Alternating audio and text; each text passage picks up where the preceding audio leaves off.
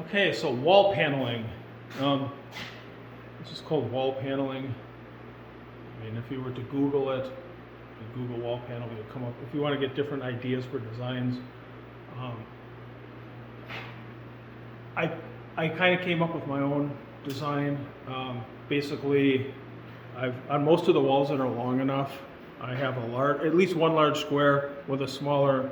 It's a rectangle, but let's just call them squares. With a smaller square on each side of it. Now this is a really long wall, so I did two larger squares and then there'll be two smaller squares on each side of it. You could do one large square with two smaller squares on each side, or it just depends. It depends on how you want to do it. But the way I did it is I kind of carried the theme throughout the house, in like these rooms here. See here, so I had a larger square and then a small one inside. Same thing here. On your longer walls here, so basically it's a larger square. Same thing down there, so on all my longer walls, and then on your smaller walls, you just have to lay it out the way, your doorways and your wall configuration is going to determine how you lay it out. So on this wall here, as I'm in the middle of doing it, the way I do it is I figure out, I've got 4.5 inches between all my squares. I've got 4.5 inches on the bottom, 4.5 inches between, and then they'll come 4.5 inches down from this molding here, so they'll be 4.5. I picked 4.5, I thought it looked better. It was a decent size. 3.5 seems too small. So it's not anything written in stone. You can kind of make it up as you go along, but I'm trying to give you an idea of the sense of proportion and proportions to use to get it to kind of turn out the way it's generally done. This is kind of an old school technique, although a lot of people still do it.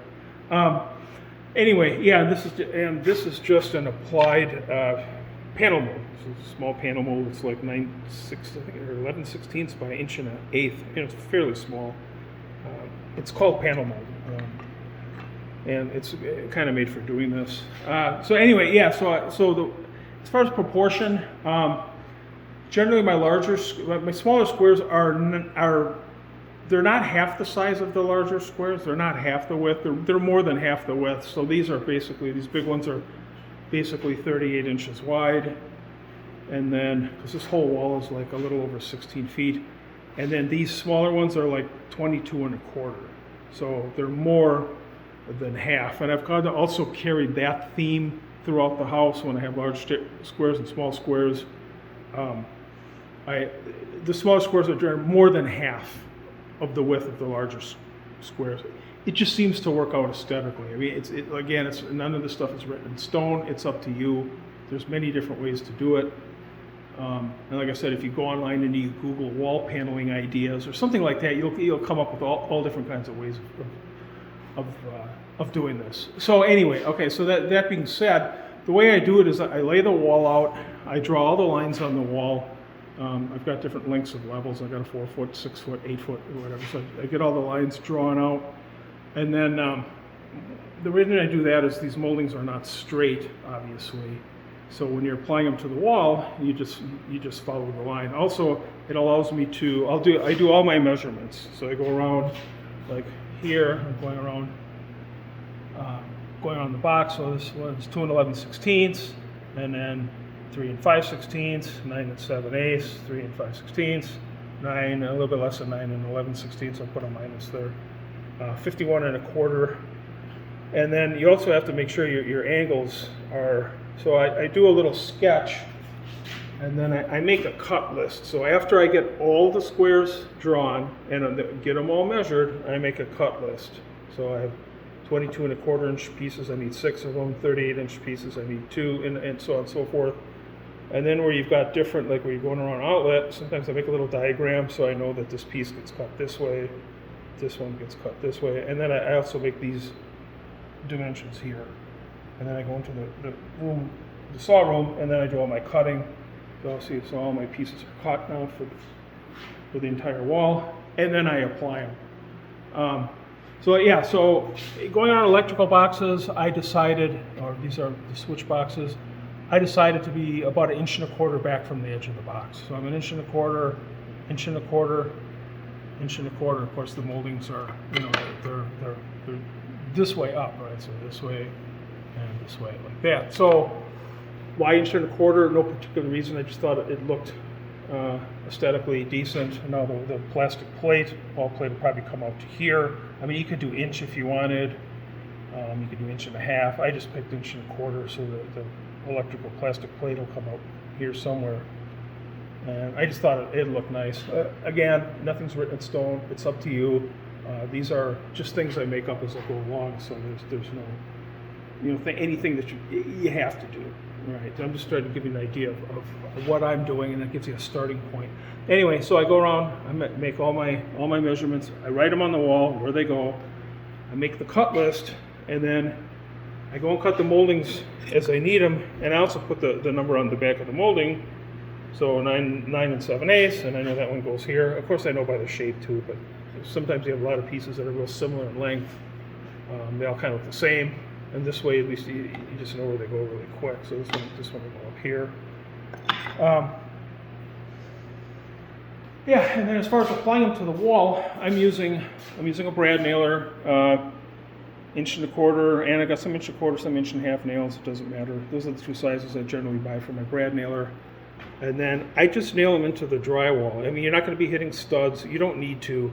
If you want to secure moldings to drywall and you can't find studs, or you don't need to really find studs, or you're applying molding where there is no stud, if you need to secure it really well, maybe it's warped, it doesn't want to stay in place, or you just need it to be really secure, you can put a nail in at an angle this way, and then put one in at an angle that way, and that way you kind of create this behind the drywall. Of course you can pull it out, but it's harder. Now these I don't need to do that. I do put them at an angle. I never put them straight in. It just holds a little better. I might do one at this angle, and then maybe the next one up I do at that angle like that. But it holds good enough. I mean, the painters are going to come. They're going to caulk here. They're going to caulk here. Basically, when all is said and done, the caulking is really going to hold it on more than anything. But like I said, if you need to secure trim to drywall, even base molding or anything, and there's no stud there, you can, and when I nail, I generally try to keep the nail gun in the same place so I'm not making a bunch of holes. So I'll nail this way, I'll turn the nail gun that way, and I'm basically nailing in the same hole but at a different angle. It doesn't really hit the other nail, and it locks the piece to the wall. So, and I'm nailing, you know, like every foot, whatever I need to do. And wherever there's outside corners, I always put a pin in this way to lock the corners together, make them tighter. So that's applying. So I apply the bottom piece first, I apply the sides, and then I go up on the ladder and I apply the top piece, and then I just keep on going all the way on down. That's kind of the fastest and easiest way to do it. Lay your wall out first, and then, you know, get your idea on your size for your squares. And again, that's really up to you. Like I said, if I'm doing a mixture, like you could have done this all small, all the same size squares. So you would take the wall and divide it up, and then into the squares, and then you have to subtract. You know, you got your 4.5 inch. You got to figure how many 4.5 inch spaces you're going to have. You subtract that off your total length, and then that gives you the remaining space for your squares. And out of that, you figure out, you know, what size they're going to be. You could have them all the same size. I just chose to do it a little different. Just to change it up a little bit, make everything a little different. Let's see, down here, yeah, see here, you know, you've got this situation. So here it's too small. If you go 4.5 inches from the casing and 4.5 inches from here, it's not wide. It's not even 9 inches wide, for example. So you can't put anything here. You can end up with a space like this. We put a really skinny one, right? But you know, some of the spaces are just this. Again, this is too small, and it's fine. It's aesthetically correct. It's okay. It's not like, oh, that doesn't look right. Now, when I paint these, I'm painting the moldings the same color as the wall. Some people, they like to paint it, let's say white, if they're doing white, which I'm doing white trim in here, but I'm not going to have these painted out white. Number one, I don't want to pay the painters to spend days here trimming all these, having the walls of color than these white enamel oil-based paint. But I just want it does add a little bit of a different look to the room, so I'm going to have them paint, the trim will be white, but these little panels that I'm creating here will all be painted the same color. And see here, so I came in 4.5 from here, 4.5 from that corner here. Did a small one underneath here. I've got these big corbels that I ordered. They're going to be here. They're like 26 inch by 18 inch by 6.5. They're pretty big. I ordered 2 of them from Architectural Depot. Again here, large panel with a single panel on each side. Here I did a single panel and then 2 small panels on each side. And then on your bigger walls, I just do, for example, I just do a single panel. Panels above the doors. Well, there's not enough room here again. So when I do the doors, I'm 4.5 inches above the top of this trim here to make my panel square. There wasn't enough room here. If you're 4.5 inches down and 4.5 from there, there's no room. It's not even 9 inches, so I couldn't put one there. But it's okay. You put them where you can, and where you can't, you don't. I mean, you don't want to change your 4.5 dimension to 3 inches, for example, just so you can squeeze a panel in there, because you want to keep this consistent everywhere, right? So, and like I said, 4.5 inches. It's not etched in stone. It's just something that I grabbed. I thought, oh, that looks about right. Here, so I went around you go around. Oh, this is the entry door, so you got a lot of switches here to control everything. Got small panels here. I didn't do any in this room because it's the extra bedroom. This is my office. Again, 1 large panel, 2 on each side. Panels here. Panels here. Just keep the same theme throughout the house.